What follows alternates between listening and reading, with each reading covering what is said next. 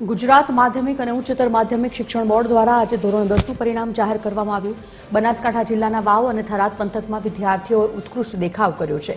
પ્રાપ્ત વિગતો મુજબ વાવ અને થરાદ વિસ્તારમાં કુલ 43,147 વિદ્યાર્થીઓ પરીક્ષામાં ઉપસ્થિત રહ્યા હતા, જેમાંથી 38,913 વિદ્યાર્થીઓ સફળતાપૂર્વક પાસ થયા। કુલ 1881 વિદ્યાર્થીઓ A1 ગ્રેડ અને 5419 વિદ્યાર્થીઓ A2 ગ્રેડ મેળવ્યો છે। થરાદ કેન્દ્રનું એકંદર પરિણામ 91.49% નોંધાયું, જ્યારે થરાદની ગાયત્રી વિદ્યાલયનું પરિણામ 94.37% જેટલું ઉચ્ચ રહ્યું છે। ધોરણ 10 માં 3.16% મેળવ્યા છે। હું ગાયત્રી વિદ્યાલયમાં અભ્યાસ કરું છું। આ પરિણામ પાછળ મારા માતા-પિતા અને મારા ગુરુજનોનો ખૂબ જ સાથ સહકાર રહ્યો છે, તે બદલ હું તેમનો આભાર માનવા માંગુ છું। તેની 33 બાળકો A1 ગ્રેડમાં છે। સૌથી ટોપ જે બાળકે કર્યું છે તે બાળક 57.16% લાવી છે। એક ગામડાની એક ખેડૂતની દીકરી છે અને A2 ની અંદર 77 બાળકો આવે છે।